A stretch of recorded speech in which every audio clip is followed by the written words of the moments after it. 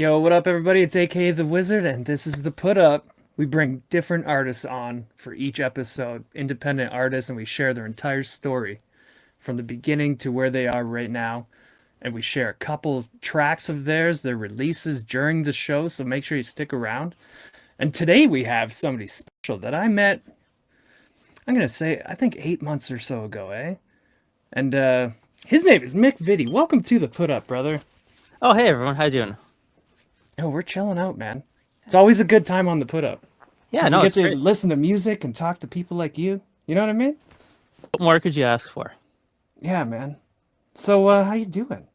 I'm doing good. I'm doing good. I'm glad we got a bit warmer weather Yo, recently. I mean, we finally, eh? just got just got a little bit more snow, just like a centimeter or so last night. But yeah, overall, it's looking like we're finally going to be getting some spring soon. So looking forward to that. Yeah, man. I was out driving last night. I Bad hopped idea. out for a little bit. Yeah, and the roads looked fine, but it was like total black ice everywhere. You know? Uh, it's like Looney Tunes. You step, you like a step on a banana Yeah. peel and you wipe your ass. Yeah. I love it. Yeah, but I'm looking forward. I don't like the winter, you know? I like it when it's sunny and hot in the middle of the summertime at the beach, that type of life, you know? Uh, I like it. I like the in-between seasons. I like the spring when it's not too hot and not too cold, and I like the fall when it's not too hot and not too cold. I find the Hmm. summers get a little too hot sometimes, especially recently. Yeah, I guess, eh? Global warming or whatever that effect is, right? Yeah. They're I mean, saying ice age, but it's like double as hot in the summer. I don't know. I don't get it, man. I mean we're we're in the middle of all three Great Lakes too, so it just becomes hot, True. soupy, swampy mess in the summer. No Yeah, fun. like one big ass lake everywhere. Yeah. Yeah. The air becomes the fourth Great Lake, you know. Yeah, I love it. Well, yo, let's jump into the interview. Yeah, We sure. want to get to know all about you today. I mean, I know some of it, but I don't know all of it. I can't wait to hear some of it. You know? Oh, guys. So take us all the way back, how you began your journey as an artist. How'd you get started as an artist? Yeah, so I started at a very young age of 4. I started on piano when I was growing up, and I went through all the classical training with the Royal Conservatory Method, or RCM for short. I went up to grade 8 RCM, and during elementary school, I happened to discover some classic classic metal, so some Metallica. I listened to Master of Puppets and Yes. Ride the Lightning, and I got hooked on that shit, man. So good. And luckily, my piano teacher was really open minded. He encouraged me to bring some piano arrangements of Metallica and other non classical pieces, some like Slayer, some Queen, and some On other a stuff. piano. Yeah, on the piano. Yeah, Yo. I found this YouTuber called VK Goes Wild, and she puts out some phenomenal arrangements of piano. And not only does she play them really well, she also notates them, so you can buy her arrangements. So I purchased a couple of those, and I brought them to my lessons. And alongside my regular classical repertoire, we focused on some of the non-classical stuff. And I think that sort of mix of structure and exploration has really shaped how I approach music today. And so it's like the Royal Conservatory of Music method. Is that like taught by many places, or you got to go like a specific place to have that kind of training? It's pretty much the most common way that classical piano is taught here in North America. There's you can go to like official conservatories, but there's a lot of private teachers that will use it. It's really nice because it has a bunch of set pieces at set difficulty levels from different eras of music. So it's not just the classical period would be like Beethoven, for instance, but there's more than just that. That's what's called list B in the RCM stuff. So list A is like Bach and all of your uh, Like the old Baroque school, composers. old school Yeah, stuff, really eh? old school. And then list B is the classical. When everyone just calls piano music classical, but there's different eras to it. So that's all your Bach and whatnot. Sorry, not Bach, Beethoven and whatnot. List C is the Romantic era. So think like Chopin and Liszt and stuff. Probably my favorite era to learn on piano. And then list D is all of your more like modern 20th and 21st century weird stuff, and some other stuff like ragtime, for instance. So Scott Joplin's all of his stuff, like Maple Leaf Rags and all that, because that was written in the 1900s. That would be under list D. Nice. I think it's kind of funny because I also started on a piano at like age 5. Yep. But I didn't have any training like that. The lady that used to babysit us lived like 4 houses down the road, across the road from us. And she would come over and play. She was fully classically trained like that, right? Yeah. And I just kind of like stared up at her and I was like, damn, I want to copy that, you know? Yeah. And I did it all by ear. Yeah, it's like totally different way of learning music, you know what I mean? So I have no classical training when it comes to piano. I just kind of do it. The hands look funny and wrong, like the way I climb notes and things. It's just like you'd look at it and be like, "What the heck's wrong with you?" You know what I mean? But it works, so. I mean, yeah, like if it works, it works. You know, sometimes you might run into some limitations where you can't do some things just because like the technique. But if you're not doing these like crazy complex pieces and you're just really focusing on more simple stuff, then, you know, if it works, why bother trying to fix it? As long as it's not like actively harming you in any way, you're not developing some like RSI or whatnot, then I Got like a say little click in my arm here now from doing this, you know. yeah. Yeah, but like, yeah, the biggest thing about proper technique to me is it limiting what you want to learn, and is it like actively harming you in the long run? And if it's no to both of those things, then just like keep doing it, right? Yeah, like I got guys now, Steve Hmm? and Janice, right? They dude plays a guitar left-handed, but it's like a right-handed guitar upside down, just the Yep. way he learned. And like ever since then, I can't even imagine because I've played upside down too, right? Yeah. And it's just like the hardest thing ever, and he makes this look so effortless. It's wild to me. I'm bad at guitar no matter what kind of guitar you throw at me, so you know. Well, let you try the upside down lefty one or something sometime, you know? Then I'll have an excuse for why I'm bad at it, right? Yeah, man.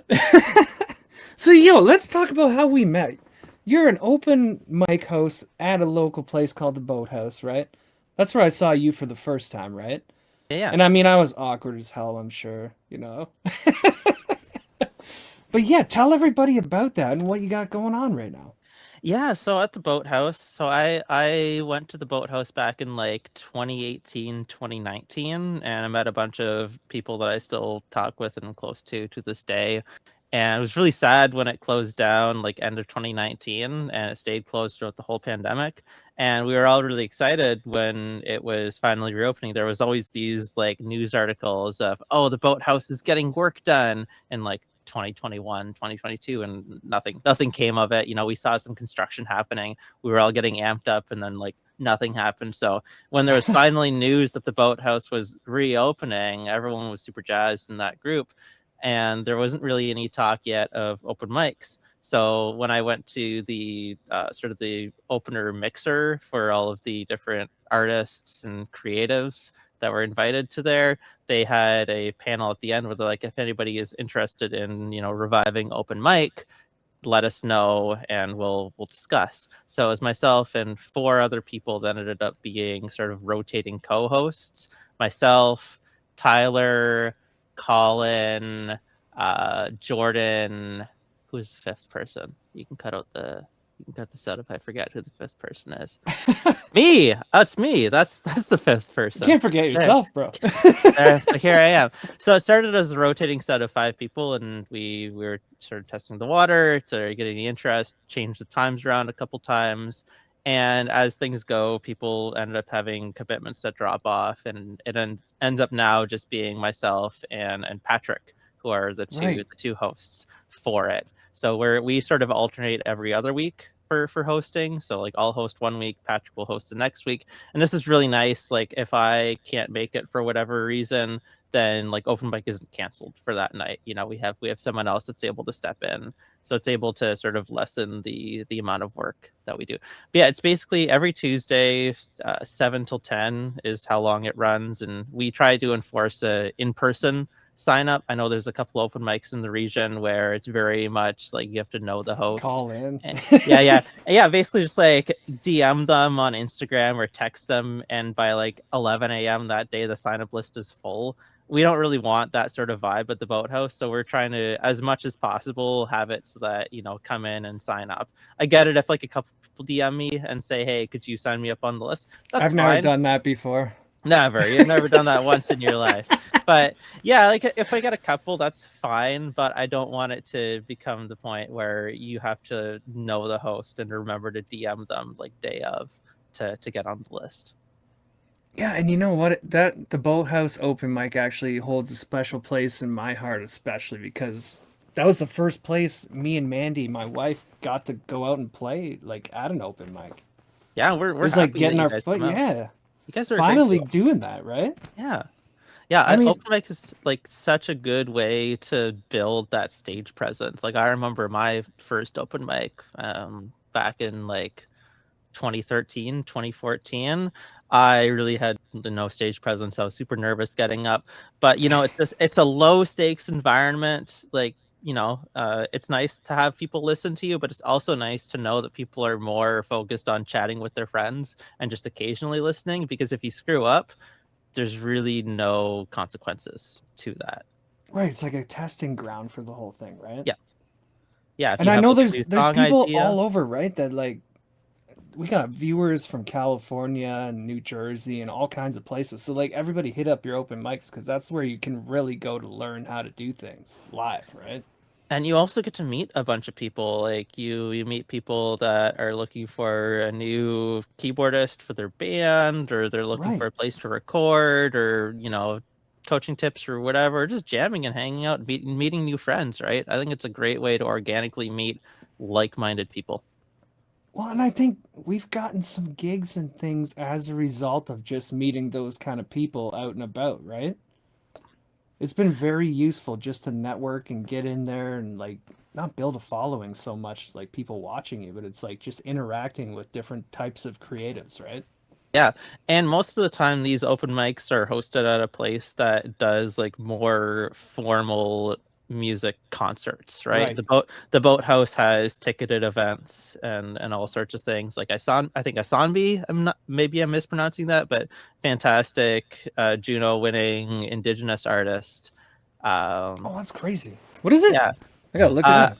I think it's Asayyanbee. I think is I might Okay, be. dude, send me that. I'm not gonna be able. Yeah, I'll send you it after. But great First Nations artist. He's won a ton of awards, and he's playing at the Boathouse for like 2 nights, I think.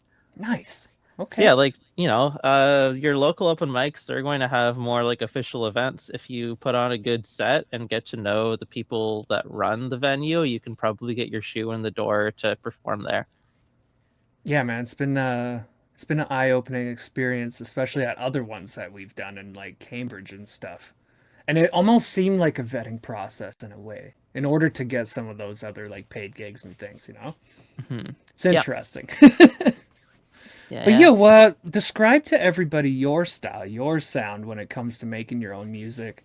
And like how does it stand out? Like what does that sound? Yeah, so it might be cliche to say that I've got a varied sound, but it's really true. I'm in two progressive rock bands. I do session work for a hard rock metal band down in the States, and I also have a solo synthwave project. And I've also been in a bunch of like ska and jazz groups in the past as well. So I pull a lot of influences from like a wide variety of genres. For my solo work that I go under my last name, McVittie, I'd say the sound is like cinematic and retro is a sort of the mash between the two. That's probably perfect, yeah. Yeah, I try to rely heavily on like, using loops and samples like a lot of electronic producers do. I like building my parts up from the ground up, and I focus a lot on the work of like layering stuff, both layering multiple melodies together to create harmonies and stuff, as well as layering a bunch of different synth patches and synth textures together to create one massive sort of wall of sound. As well, like with my classical background and prog experience, I tend to lean into more expressive melodic synth leads that feel more performed than programmed. And it's pretty much instrumental, right? Like you don't do Yeah, vocals too much on there, right? no, I don't sing. When I get vocals on, I usually bring in a friend. So I brought in Stacy, who I met through open mic, and she did vocals on my last track that I put out called Artificial Ignoramus, which is basically dunking on AI, which is great fun. And my upcoming album that I'm working on, I'm getting a couple different vocalists on to do some sort of like power metal kind of stuff. Oh, nice. Yeah, there's been huge talk about the hate for AI, especially on like my X network and stuff, like in the past couple days even. Yeah. They're going nuts on that. They're like, F you to anybody that uses it and all this. Yeah. There's a lot It's of strong interesting. opinions. Yeah, it's interesting landscape right now. Yeah. Oh, I love it. We had an entire, I'll call it a debacle between me and this guy Luke on here about it. Yeah. Because, like, there's certain good things about it, right? And there's also certain not so good things about it. So we just gotta, balance is key, right? Yeah. 100%. But tell us where your music, you get inspirations for when you go to write something. Since it's instrumental, right? Like, where do you come up with those ideas? Yeah, so I keep a lot of playlists of artists in my different genres that I admire and aspire towards, such as like the Midnight, FM84, Gunship. And I listen pretty analytically, thinking about both like songwriting and sound design. I'm always asking myself sort of what is it about this track that pulls me in? And that curiosity often sparks ideas for my own work. So being able to really dissect a piece and pulling out, like being able to write down what about it do I like, and then I can sort of take that bit of a blueprint and apply it towards a new song. And you're an audio engineer too, right? I am, yeah. This is my studio, Antarctic Studios. It's pretty sizable. It's yeah, it's No, nice. the reason I asked that is because I know for a fact, like, my wife, when she hears the song, she doesn't hear all the stuff within the song. She's listening to the vocal, the story, right? She's not hearing the wide pan guitar on the left, that kind Oh of no. stuff. Like, you're obviously hearing all of that when you're dissecting these songs to, like, come up with your sound, right? Yes. Yeah, and I also think about like, okay, to an end listener, is this driving some sort of emotional impact, right?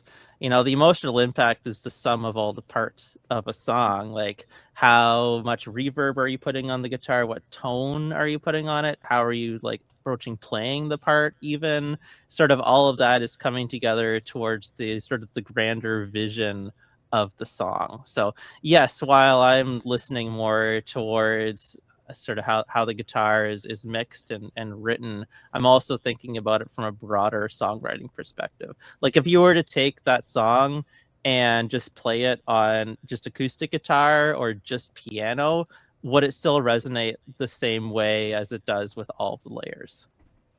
Oh, man. So I wrote this song for my wife for Valentine's Day for our anniversary. And then I performed it live on stage that night for her. Yep. And then she heard the production of it and she's like, this is trash. Like, what? And so, like, the way that something comes through, it doesn't always work on a production level, but then the song itself has a good core. You know what I mean? Yeah, Yeah. and that's another like side to production is like don't overproduce it and lose the voice of the song. Or just like, I don't know, test it 8 ways first and figure out which one is the best. You know what I mean? Like that Yeah. kind of idea, right? Yeah, Hmm. wild, man. So I think I'm going to do an acoustic version because that's what she heard there. And she was like, Yeah. this is great, right? So I'm like, maybe I'll try again? Yeah, do an acoustic, stripped down, unplugged, however you want to call it, version, and then you've got like a 2-song single that you can put out. Well, the other one's out, but I just like, I don't feel like anybody's going to resonate with it, like you said, right? Yeah. Like it's got that, I don't know. I don't know what it is, man. It was made over in the UK, so it's like a totally different sound complex of sounds? Like Maybe you not need something to that we're used to, right? maybe you can only listen to it in the UK, and that's where it'll only make sense. It's like Guinness beer. It doesn't taste as good once it's being imported over. Maybe it's the same sort Interesting. of Yeah, thing. yeah. Exactly. Maybe, and that was my thought when I was like hooking up with these guys. I was like, maybe I let them just take the entire project and run with it, and maybe they have their own thing over there, and that's why it's going to do well there. You know what I mean? Yeah. Who knows? Who knows, right? Different markets. Yeah, man. Okay, so before we hear your first song today, walk us through your process from like starting with the idea of like coming up with the song idea all the way to like you have a finished release ready for DSPs. Yeah, sure. So a lot of my ideas start with just improvising. I'll just like experiment with some sounds or tones on different instruments, whether it be one of my synthesizers or saxophone or something else. I'll browse different presets on the synths. One of my synthesizers, the Hydrosynth up on the top, has this really nice randomize feature where it'll just generate a patch for you and you can sort of generate different variations on it. And I'll just noodle around until something really clicks. And when something does click, I'm like, oh yeah, that's a cool riff or that's a cool idea. I'll either record a quick voice memo on my phone if I don't feel like firing up the computer, or I'll jump into Cubase with like my synth recording template and I'll capture both the audio and MIDI and a track for an idea. And then from there, it's a lot of cleanup. So when I'm just roughly playing something, a bunch of things aren't going to be in time or whatnot. But it's really capturing that initial idea, that energy. Because if you're like, oh, I'm going to like replay it later, we all know that that magic can get lost, right? So trying to capture it, as much of it as you can from the initial idea, and then sort of cleaning up and editing later is how I like to approach it. And then once I have that riff, I usually start with just like the riff or the melody. Unlike many producers, I rarely start with the drums and bass. I prefer starting with that riff and lead and building outwards from it. And once I've produced a full section, I then have to decide where it's going to be in the song. Like, what role is it going to be? Is this a verse? Is this the chorus? Oh, Is that's this the crazy. intro? Is this the outro? You know, how does it feel? And from there, I can then build out the rest of the song. I'll often develop other sections by borrowing some melodic or rhythmic ideas to keep everything cohesive. So that it's not just like a bunch of disparate sections, you know, taking an inversion on some of the chords or stripping out a couple chords, adding a few more to the progression can really help it all gel together as one song. And then another approach that I use, especially when I'm writing for one of my bands, is composing just on solo piano first. Like I said earlier, you know, a song will hold up if stripped down to just piano or acoustic guitar. It just shows it's fundamentally strong as a song. So if you start that way by writing it that way, it ensures that your core musical ideas will work when it adds polish. And then when I Nice. bring it to the band, it's a very collaborative approach. You know, I'm not laying down the law and saying this is exactly how the song has to be, but I like having a fully like finished song structure so that I can really articulate my ideas.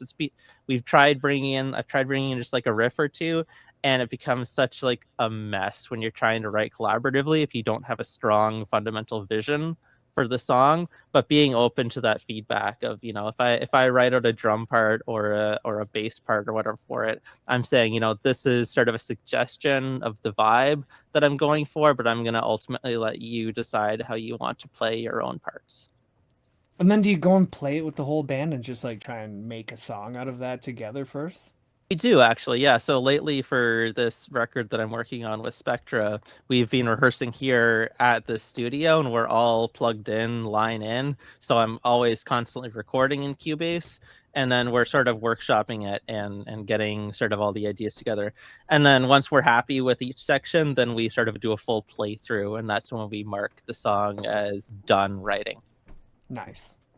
I love the approach. That's a great approach. Okay, so we're gonna hear a song of yours. It's good. I think I have Lone Wolf up first. Tell everybody about it. When I heard it, I was like instantly, I was like, this could be in a movie, a So it's commercial actually like called that. Lone. This is actually called Lone Killer. Oh, And Lone Killer, not Lone Wolf. My bad. you know that you can edit that out if you want. Uh, yeah, so I've always been a fan of super cheesy 80s horror movies and the sort of the aesthetic of the music in those kinds of movies. So I was like, what if I sort of like pseudo scored a horror film, like very leaning into those 80s horror movie tropes in terms of, you know, there's a lot of like the dun dun kind of like synth based stuff and just started really leaning into that. And that's sort of the idea for the album Lone Killer. So this is the title track off of it. And Oh, nice. it's probably got one of my favorite synth solos that I've ever written ever on it. I actually wrote it when I was on my first ever trip with my wife, now wife, girlfriend at the time, but we were house sitting at a house over in Belleville area for a friend of hers, and I brought basically just my laptop, an audio interface, and my keytar, and so I wrote the whole Oh my solo god. on that Yo. while I was up there, and it's one of my favorite solos I've written. Yo, I'll never forget the time you were on the keytar at the open mic with that night. That was crazy. Guitars are great. They're such a fun instrument, and I wish they would make a proper comeback because it's just a keyboard that you can wear and walk around on stage with. That's ultimately at its core what a keytar is. It's a sort of a mobile keyboard, and you know my keytar has a ton of different sounds, not just all like cheesy sounds, but it's got some nice piano sounds, some nice pad sounds, all sorts of other things. So yeah, it would be nice if keytars made a proper comeback, but I don't think they will. Did you hear that? The audio gods out there. Yeah. One day. One day. Well, yo, let's hear Lone Killer. We're gonna go to that track.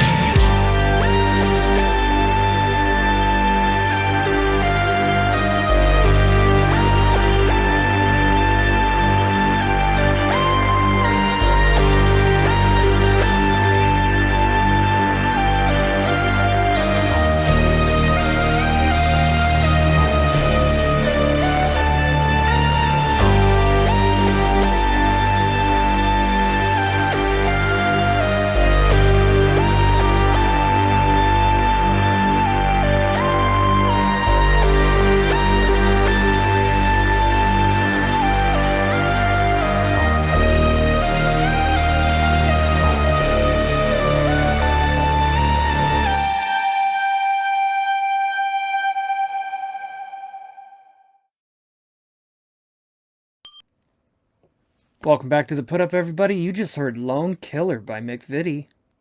Yeah. It's a crazy track too, bro. Oh, thanks, dude. That you're right. That synth solo thing, like the speed that it moves and it swells at the end, I think, or something like that, Yeah. right? That Well, it's crazy just, explosion like sound that happens with it. well, yeah, it's basically like it's like you're basically just doing that on the keys, right? Just basically smooshing your hand around to get that end part of the But so solo. artistically and perfect. It just Yeah. sounds right, you know? Yeah, I it's love super fun. it. It's fun looking at it on the piano roll. It's just basically a big line that goes up and down and up Yeah. and down. Yeah. You're just drawing triangles, really, right? Like And if you hit quantize, that all goes to shit. Can't quantize Yes, that. okay. I have a question about that for that specific thing. So you record everything in MIDI, right? Yes. Yep. How important to you is it to retain some of that imperfection inside quantization and stuff like that with MIDI? Yeah, so oftentimes like I'm playing with not just like straight 8th and 16th notes, but also triplet runs as well. So you have to like if you're going to be quantizing that kind of stuff, you have to really do it sort of Selecting phrase it by separately or phrase. whatever, right? Yeah, so you got to select those things separately, so it can be a little bit of a pain to quantize it. But yeah, usually a really big important thing that you have to watch out for when it comes to quantization, and especially like legato synth lines, is making sure that you have the end of the note bleeding into the next note. Otherwise, you're going to get this sort of break in it. It's not going Right. to be a legato smooth line from the note to note. You're going to get basically a new note start. Now, that can be good or bad depending on where it is in the phrasing, but if it's in the middle of the phrase, it can be really jarring. So you really have to watch out for those kinds of things when you're doing any kind of corrective MIDI editing. And that can be like plug-in dependent on like a VST sound or whatever, the way that those notes are treated too, right? Yes, yeah, different VSTs will handle that kind of stuff differently. Yeah, just a note for any creators out there watching this episode. All right, well, we're gonna jump into the hard part now, bro. All Well, right. it's not hard. It's just it's the more juicy part of the stuff. Hmm. The biggest challenge you've ever had being an artist. What would it be? I think the biggest challenge in my career is like being an artist is really time management and relationship building, both like growing an audience and developing studio connections. It's always going to be the biggest challenge. It's just a matter of like sales, right? Like selling your Right. product and getting people interested in it. The industry is really saturated and cutting through the noise is tough, especially with all the generative AI stuff flooding content streams. I think it's harder now than ever to really cut through the noise and build those kinds of relationships. So, you can't fight it really. You can get on the mountaintop and say how much you dislike generative AI, which is fine.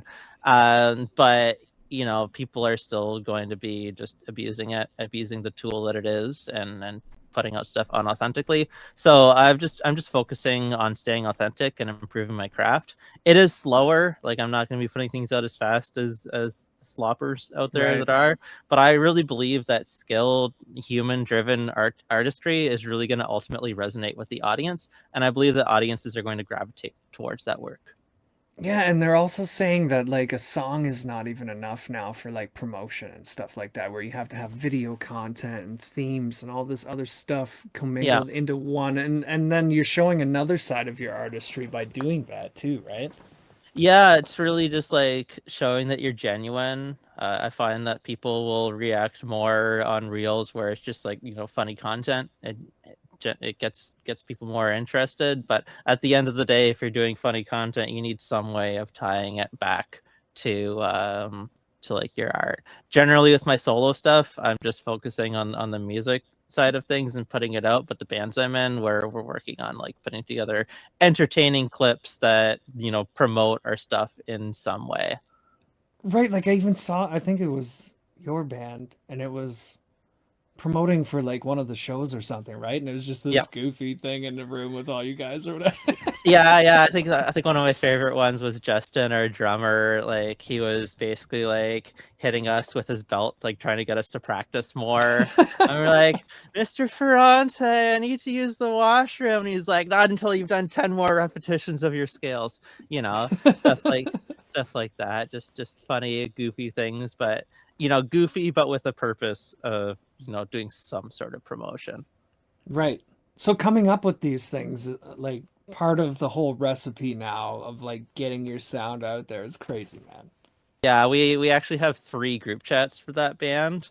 We have one that's just like a general chat where we can post memes or whatnot. We have a second chat where we call it the business line. So that's like, okay, there's a show coming up, who's available, or I like, love it. okay, where's the parking for the venue, or like anything other like serious merch ordering or whatnot. And now we have a third channel called the media group.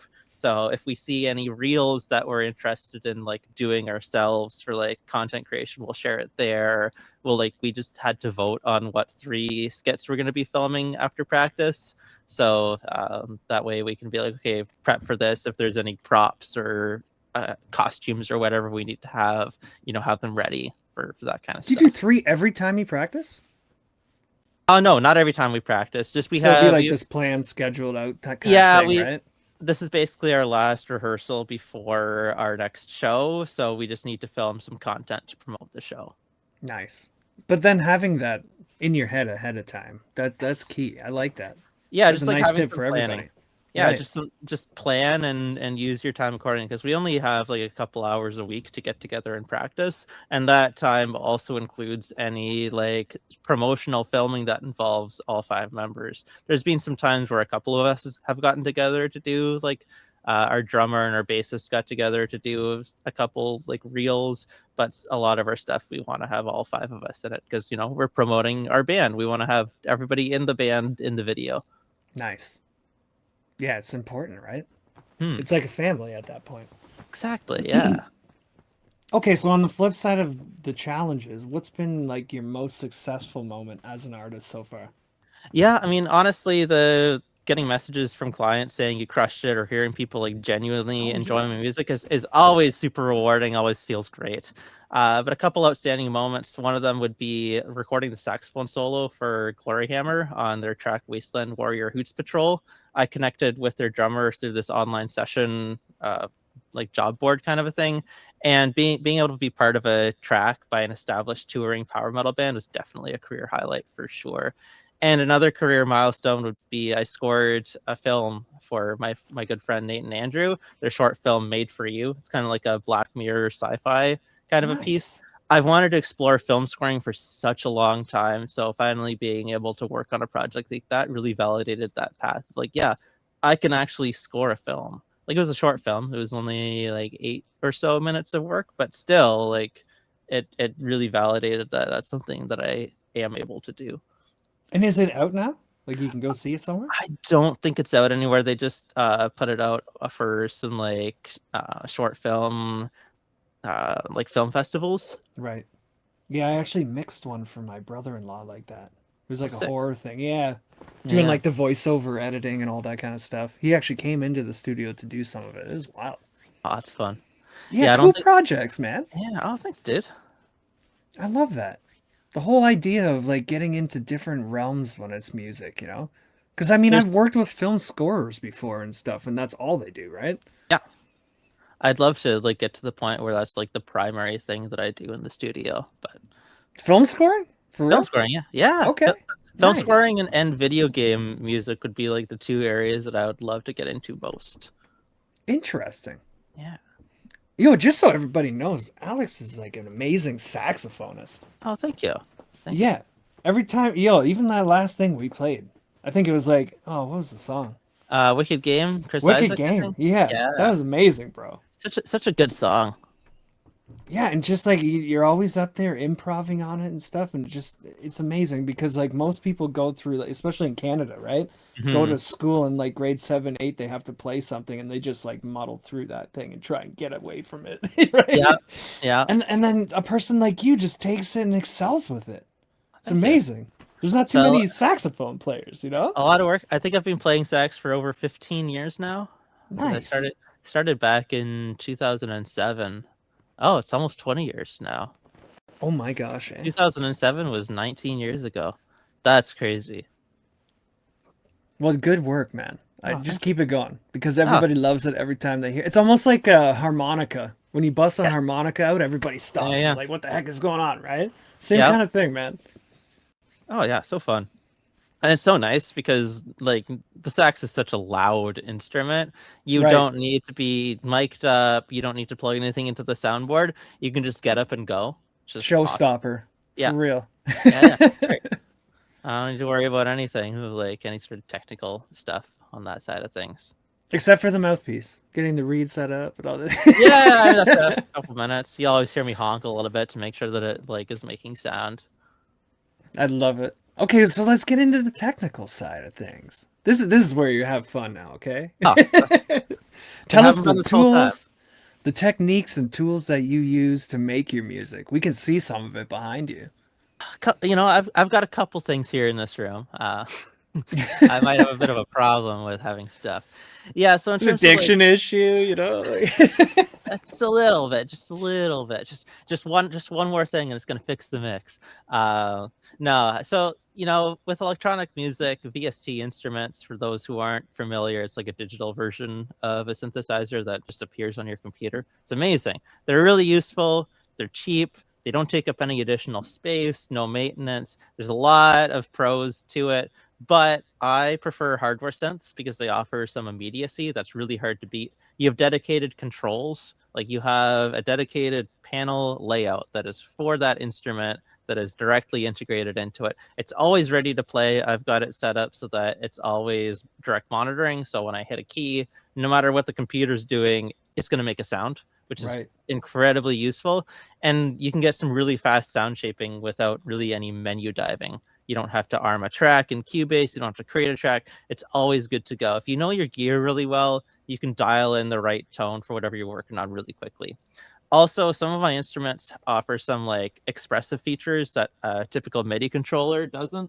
Like I've got this little guy. This is great. This is your Yes. your typical little MIDI controller. It lives on my desk, super handy. But I've got the Expressive E Osmos up here. Is that one that you can like wiggle the key? Yes, yeah. So you can really fade in.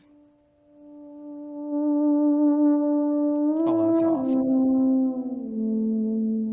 And that's per key.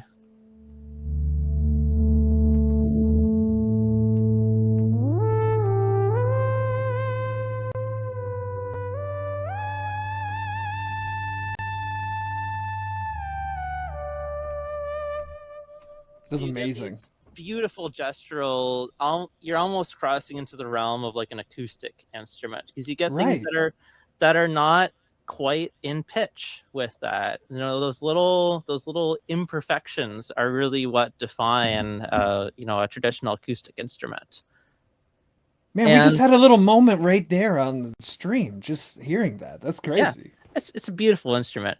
And another thing that I do that's a little bit atypical from traditional electronic producers is that I rarely rely on arpeggiators or sequencers when I'm Mm. recording. I traditionally prefer to perform those parts myself. Sometimes I'll use an arpeggiator for like sketching some ideas, but when it comes to the final recording, I'm just gonna play the parts myself.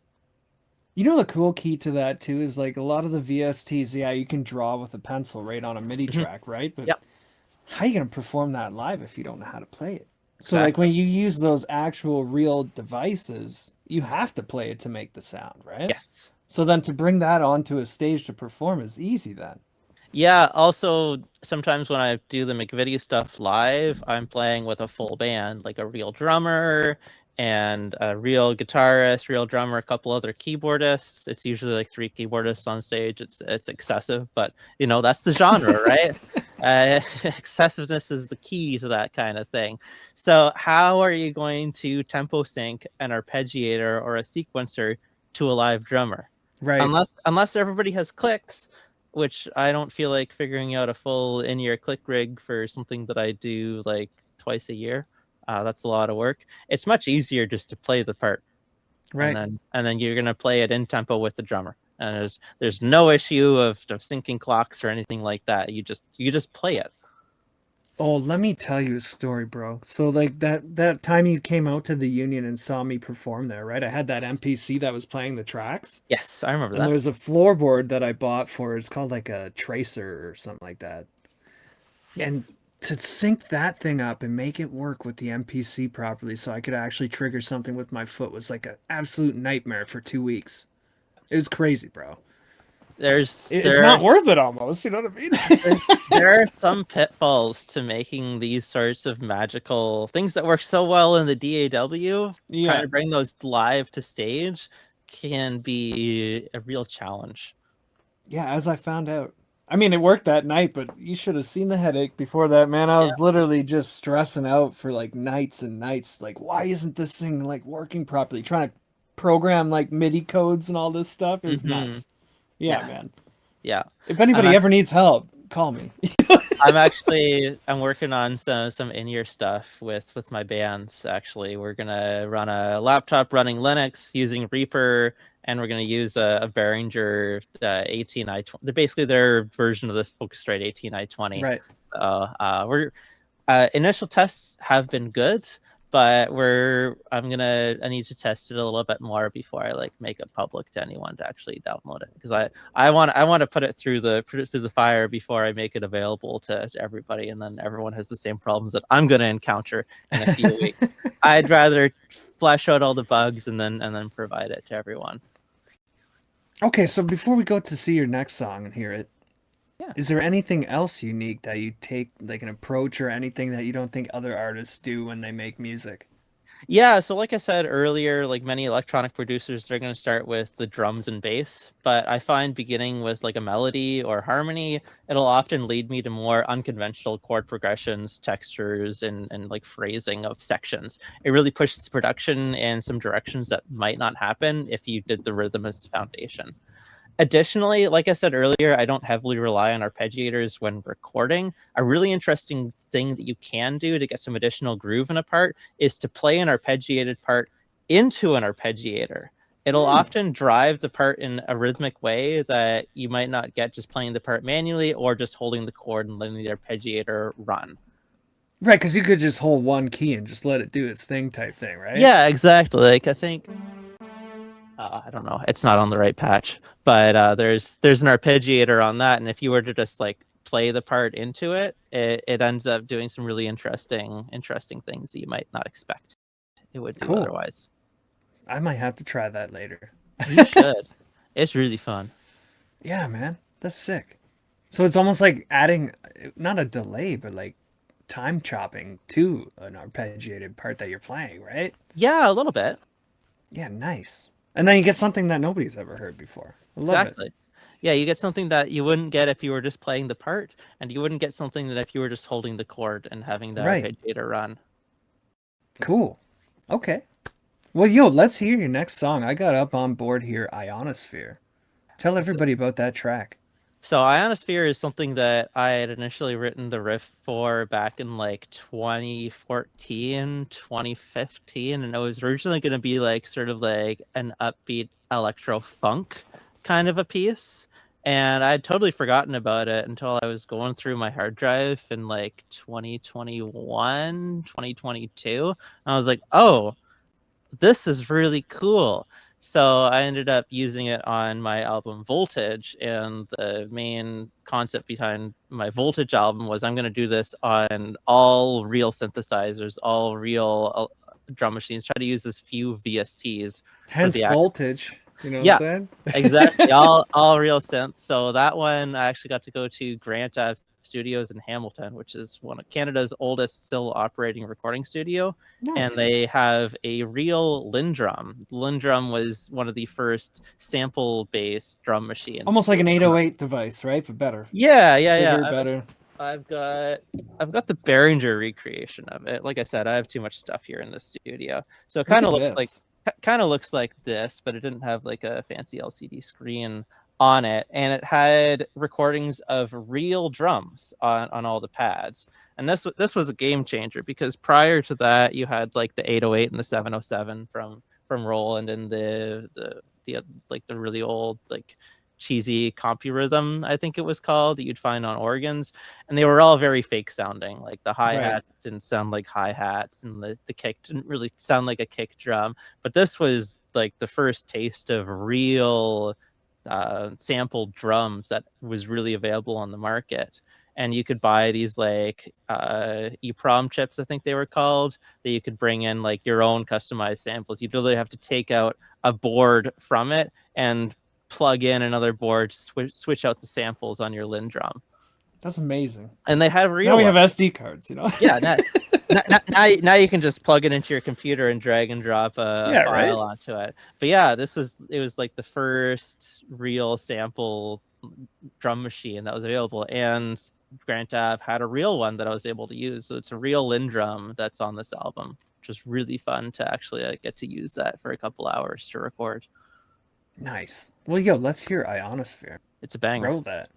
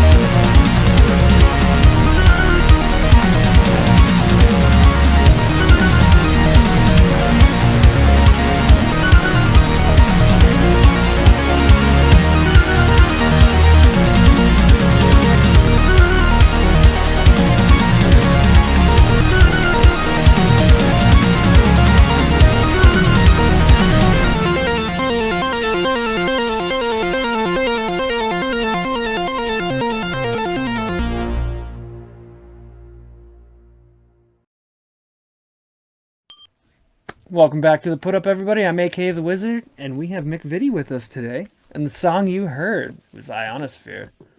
It's another crazy one, eh? It's nuts. That thing is so hard to play live. And it has like bluesy elements on the piano too, kind of like mixed in with that. Yeah, to like play it live. I figured out how to do it on one hand. So you can do it all in one hand, and then you can do the left hand all together, but it's so hard to play it accurately live at tempo. So anytime I've got a gig where that's on the set list, then it's like, okay, we're spending a week just like drilling that to get it up tempo, because not only do you have to play it at tempo, you have to play it up. Oh my gosh! You have to play it up a semitone because it modulates up at the end. So you know how hard that is on a guitar too, if you're gonna switch keys and now everything's like a bar chord compared to before, you know? Yeah, like... yeah. Because like once like the getting it all in A minor, Like you can do that. It's very much like easy once you have, because like it's a couple finger positions and you're good. But then it's completely different ball game to have to play it in a different key. Like you can enable like a transpose button on the keyboard, but the way, because it's this fast run down, You have to hit that next different key like almost yeah, instantly, you right? got to hit it instantly and hope that you hit it. Right. Because if you don't, then everyone else in the band is now playing a different key and you're off. So it's, you just have to learn how to play it properly. It sucks. But you know what? The crowd respect that you could garner from doing that. I'm just Yes. imagining it, right? Like Yeah, yeah. Oh, it's people totally hooting and worth hollering when they hear that thing go, right? it. Like, Yeah. Oh, of yeah. course. I It's love it. fun. Yeah, man, great tune. Oh, I thank can't you. believe that you wrote that. That's amazing. Oh, thank you. I can't believe that it was sitting around for like almost a decade before it actually got used. Right? But But you know what? That's kind of like what it is with like musician type people, right? Like I got yeah. terabytes just sitting on a computer nobody's ever heard, right? Yep. Oh, yeah. It's how it goes. How it goes. I got an entire other computer under there from like in my parents' attic when I started recording on like the first version of Pro Tools, right? And like Yep. I haven't turned it on in 20 years. And there's an entire 80 gigs worth of like that's as big as a hard drive was back then, right? Yeah. And it's full. Was it It's like an literally old just SCSI drive, or what was it? Like? it's like the first SATA drives that came out, I Yeah. think, right? Yeah. Yep. It's on like a Pentium 4 system, you know? Didn't they have to have like Pro Tools certified hard drives back then? That and also certified interfaces. So like when I Yes. bought that, you could only buy I think 7 different interfaces that would actually work with Pro Tools as like an unlocked system, right? Yeah. It wasn't until like version 9 or 10 of Pro Tools where you could like hook a Focusrite up to it, right? Yeah. I remember starting my music production journey back in like, I was in like, I was still in elementary school doing like paper route stuff. So Oh that would yeah. have been like, that would have been, I think, like 2010. I think, no, it was high school when I started doing stuff. I think it was like 2010-ish when I got my first interface. It was a little M Audio Fast Track 2. M audio, yeah. But Yeah, mine was a card that you like put in a yeah. PCI slot in the computer. I bought this at Best Buy of all things. And yeah, it ran like Pro Tools Artist or whatever the intro version of Pro Tools was back then on my little HP laptop, and it was great. I didn't know what I was doing, but Yeah. sort of made it work. Dude, it took me 3 months to get Pro Tools working so I could Yeah. actually make a sound come out of the computer. I had to download special drivers that were patched and all man. kinds of stuff. Yeah, it's Yeah. nuts. Granted, And I wasn't doing anything right. I was plugging the headphone out of my digital keyboard into the 1/4 inch end, and I was like, "Why does this sound terrible?" yeah, right? Because I didn't know what I was doing. Bro, a $20 Radio Shack mic, you know how it's like 1/4 inch? And it Yep, doesn't yep, fit the computer, obviously, right? So you put an adapter on that bitch on yep. the end, right? You just Mm-hmm. shove it right into the side of the computer where the mic says go in, right? The no Yeah. preamps, nothing. No, nothing, nothing. The worst guitar tone you've ever heard in your damn life, but it was a great song, right? Yeah, man. And like the key that I had to have in the computer, like, you know how you have an iLok for like Pro Tools, right? Yes. Yeah, yeah, And yeah. today it's like digital, you just send stuff to it, right? Yeah. And it's like almost like a USB drive. Back Yeah. then, it had like literal physical analog circuitry in there as the license. And then Wild. cards that you plug in the back of it to like license plugins. You had to get a physical like little SD card type device to plug in the Yeah. back of it. It was wild, man. I still have it up there actually. Crazy times. It's You gotta giant remember, and red. Yeah. you gotta remember where you came from, right? Yeah, everybody today making music, you guys have it so much easier than we did back in the day. Yeah. I'll just say that. But yo, we're gonna get into like connection with fans and things like that. Yeah. So how do you connect to your audience, make your art relatable to them, all that fun stuff? Yeah, so when it comes to like my upbeat synth material that you've been hearing on the breaks, I aim for a vibe that makes you say hell yeah. It's like something you'd hear during like a late night drive that makes you want to speed and go 40 kilometers over the speed limit. It Or does. something that you'd want to hear during like an upbeat boss battle in a video game. You know, since most of my work is instrumental, I've also heard from a lot of people who enjoy using it as like focus music or study music, which is great. Interesting. Yeah. Yeah. Like I said earlier, I'd love to expand further into film composition as well. Being able to write music that enhances storytelling and the emotional impact of the visuals on the scene is something I'd love to be like really be passionate about exploring and do more of that. So it's like making the listener feel something Yes. spectacular when they hear it, eh? Yeah, exactly. Nice. I love it. And what are you hoping that they take away from the experience when they hear this? I mean, I really just want people to have fun with it. At my Voltage release show, along with my Halloween solo set that I did last year, the dance floor was moving and grooving. The energy was great. Just seeing people really and genuinely enjoying themselves to my music is sort of the best outcome I can ask for. I guess, right? That's like the only thing an artist should ask for, right? When it Yeah, comes to like performing live, is getting that like response from the audience type thing, right? 100%. Yeah, man, that's perfect. Okay, so moving on, looking ahead, what are you currently working on? What's next for you? What can we look for dropping on your channels? We got them all below here today, by the way. Nice. You can find McVittie everywhere. I'm everywhere. I'm everywhere all the time. Everywhere, everything all at once. Right now, I'm juggling a lot. I've got a 7-song power ballad album in the works for my solo project. I've got a 10-song release with Spectra, and I've got 5 new tracks with my other prog band, Taking Balfour.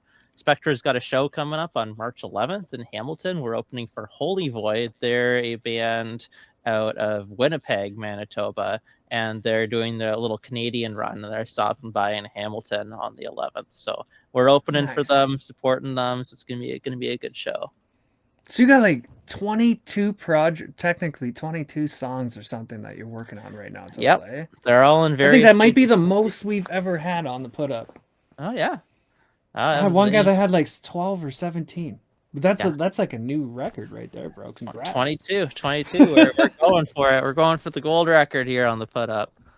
Yo, that's Uh, amazing, man. I also Honestly. did. I don't know when they're coming out, but I also did 2 songs for the band Last Two, the band that I mentioned earlier on the show down in the States. So I did two keyboard songs for them. I'm not sure when they're coming out, but last I heard, they're on to the mastering phase. So, and I think they shot some music videos for them as well at some point. Nice. Yeah. So I guess 24 songs. There you go. You're just at work putting in the hours, eh? That's amazing. I'd love That's to great. hear it. You Yeah, got to man. grind at it. You got to grind culture, baby. Yeah, and you know what? In today's day and age, with the speed of everything that moves, like we're talking 100,000 songs get released daily, right? Wild. So Yeah. it's like keeping up with that, and like you said before, like breaking through that noise with your projects, right? Yeah. It's key today. Yes, 100%. And part of that is putting in so much work, Yep. All you right? gotta, like, if you really want it, you've gotta really do a lot these days. Yeah, right? It's changed. It used to be like an artist didn't even have to show their face. Yeah. You would hear them first and then like them and then see them maybe later on, Yeah. right? Now it's like the entire package. You better be in a movie. You know what I mean? Like I everything and mean, anything. on the flip side, things used to be a lot more expensive. So True. you'd have much bigger advances from the labels, and that money would go away much faster, and you'd have a much larger debt that you have to pay off. So Right, because the I don't know if everybody knows this like intricacy of like advances and things like that when it comes to being signed, right? Where like they give you a chunk of money, but they expect it back before you make any, right? That's Mhm. how it works, Yeah, and it's a little predatory as well, right? They've got all of their networks of their approved people that you can right? go for recording, for And it's 10 mixing. grand for like a moment. You know what I Yeah, mean? exactly. It's so much money, and then all those people are really just like part of that record label, so all money comes back to them. And then the worst part is, of course, how that money is recouped, right? Right. It's like usually it's like some abysmal like 5 or 10% if you're lucky, right? For the amount that you're getting. Like they're keeping 90% of the money and you're getting 10% of the money. Yeah. Let's say a 90-10 split, right? But you're not actually getting that 10% back. That 10% that is coming back to you is being used to recoup that money that was loaned. So let's say you got a $60,000 advance, right? And let's say your album does like $1 million in sales over like revenue, like streaming, iTunes sales, whatever, what have you. You're getting like $100,000 of that back, but you have to pay back that The first 60,000. 60,000, right? Yeah. So you just get out of $1 million in album 40,000. sales. Yeah, you got 40,000 back. 1 year's worth of labor. There you go. You know, like Yeah. But then, you've got all these expenses that need to be paid for too, right? Like if you're getting $1 million in streams, you're probably not just putting out music and saying I'm done. You're probably doing a lot of shows. So right. you're gonna have to get merch done. You have to pay for Ads. gas. Parking's not free at these venues, right? Uh, so you got to pay for that. You got to pay your crews, anybody else that's sharing the stage with you, techs, all of that. So the money really evaporates really quickly. So And it turns into like a full business that you're running as an artist, not just you having fun on a stage, right? It's Yeah, you managing financials for 15 people. it It's is a that kind of business. thing, right? It is a business. It's not just fun and games on the stage. You have to do a lot of work outside of your 15 minutes of fame on the stage. The whole idea of getting paid for a gig, because we're into that now too, and making sure you retain a certain percentage of that for taxes, even. You know Yes. what I mean? Doing Yep. all of that stuff that when you go to a job for employment, it's all taken care of for you. You just see a number on your check kind of thing, right?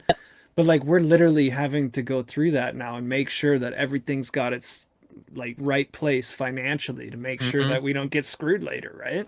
Yeah, because the last thing you want to do is get audited, right? Yeah, you don't So, want that. Okay, bro. Well, before we go today, tell everybody how they can get involved with you, support you. Where do they find you? You're on all DSPs, right?